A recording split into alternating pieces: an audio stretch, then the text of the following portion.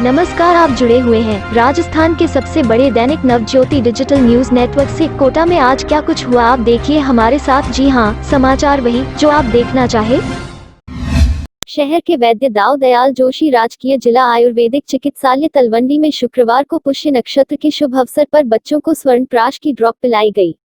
कार्यक्रम में आयुर्वेद विभाग के अतिरिक्त निर्देशक डॉक्टर राजेंद्र भारद्वाज ने बच्चों को स्वर्ण प्राश ड्रॉप पिलाकर कार्यक्रम की शुरुआत की। कार्यक्रम में डॉक्टर रेवती रमन पारीक, डॉक्टर नेत्रदान पंडित, धन्वंतरी हेल्थ सोसाइटी के अध्यक्ष JD Goyal, Shiv Shakti international school Rampur के डायरेक्टर नरेंद्र गुप्ता सहित बड़ी संख्या में लोग मौजूद रहे। बच्चों को दोपहर 1 बजे से 3 बजे तक स्वर्ण प्राश की ड्रॉप पिलाई गई।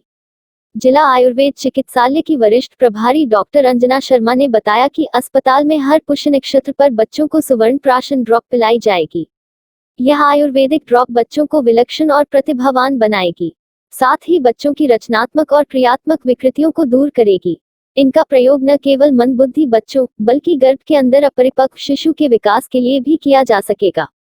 यानी अनेक माताएं जिनके शिशु का मानसिक विकास अवरुद्ध हो जाता है और वे शिशु को जन्म नहीं दे पाती, उनके लिए भी यह ड्रॉप लाभदायक साबित होगी।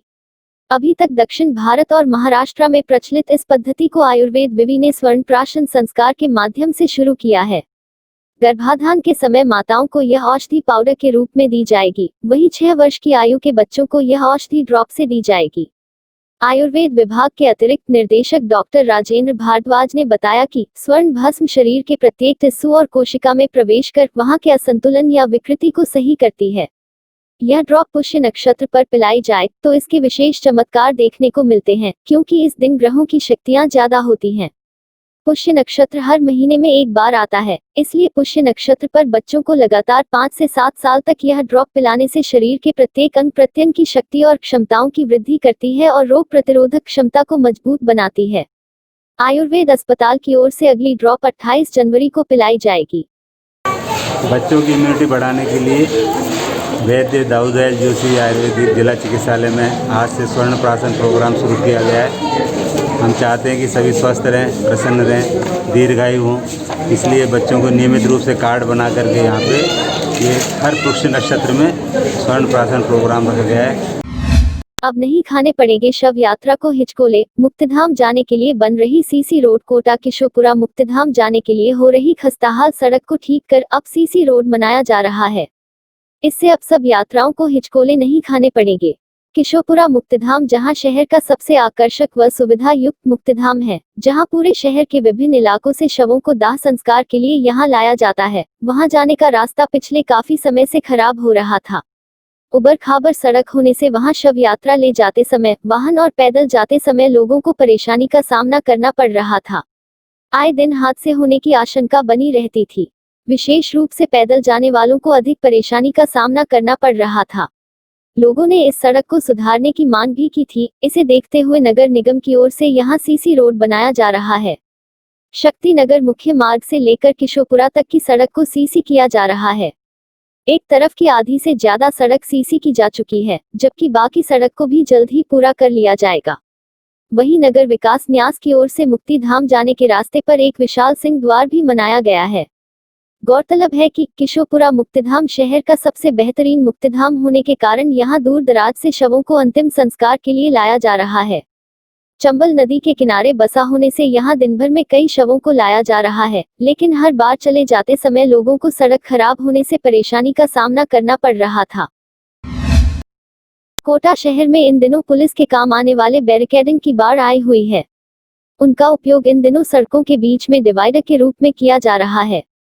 पुलिस द्वारा कानून व्यवस्था और सुरक्षा के रूप में काम लिए जाने वाले लोहे के बैरिकेडिंग इतने अधिक हो गए हैं कि उनका उपयोग अब सड़कों के बीच में डिवाइडर के रूप में किया जा रहा है। सड़क पर जहां भी देखो वहां लोहे के बैरिकेडिंग ही डिवाइडर के रूप में उपयोग किए जा रहे हैं। नयापुरा में विवेकानंद सर्किल पर मयूर टॉकीज सड़क पर जहां भी देखो वहां लोहे के बैरिकेडिंग ही डिवाइडर के रूप में उपयोग किए जा रहे हैं। नयापुरा में विवेकानंद सर्किल पर मयूर टॉकीज के सामने बरगद उद्यान चौराहे पर 3 तरफ और कोटरी चौराहे पर भी कतार से बड़ी संख्या में लोहे के बैरिकेडिंग डिवाइडर के रूप में लगे हुए हैं। हालत यह है कि इनके अलावा भी शहर में कई और स्थान ऐसे हैं जहां पर इन बैरिकेडिंग का उपयोग किया गया है। जबकि सड़क के बीच में पत्थर के डिवाइडर नगर निगम या नगर विकास न्यास द्वारा बनाए जा सकते हैं। लेकिन दोनों ही विभाग इस ओर ध्यान नहीं दे रहे, जिससे ट्रैफिक पुलिस को बैरिकेडिंग का उपयोग डिवाइडर के रूप में करना पड़ रहा है। जानकारों के अनुसार कई बार तेजी से आने वाले वाहन इन डिवाइडर से टकरा भी जाते हैं, जिससे हादसे होने की आशंका बनी रहती है। एक की डिवाइडर बने हो तो वह सही रहते हैं, वही पुलिस लाइन में भी बड़ी संख्या में बैरिकेडिंग पड़े हुए हैं। कोटा में क्लासरूम कोचिंग खोलने की मांग को लेकर साल के पहले दिन व्यापार महासंघ, हॉस्टल एसोसिएशन व निजी स्कूल संचालकों, बीजेपी नेताओं ने सद्भावना पद यात्रा निकाली। पद यात्रा शुरू होने से पहले पदाधिकारियों ने संबोधित भी किया। सभी ने एक स्वर में कहा कि गाइडलाइन की पालना के साथ कोचिंग खुले। सभी लोग गाइडलाइन की पालना के लिए तैयार है। बीजेपी नेताओं ने राज्य सरकार पर जानबूझकर कोचिंग बंद रखने का आरोप लगाया। उन्होंने कहा कि कोरोना का डर दिखाकर कोचिंग को बंद रखा जा रहा है। जब पद यात्रा खड़े गणेश मंदिर पहुंची तो वहां रविंद्र त्यागी भी मौजूद थे।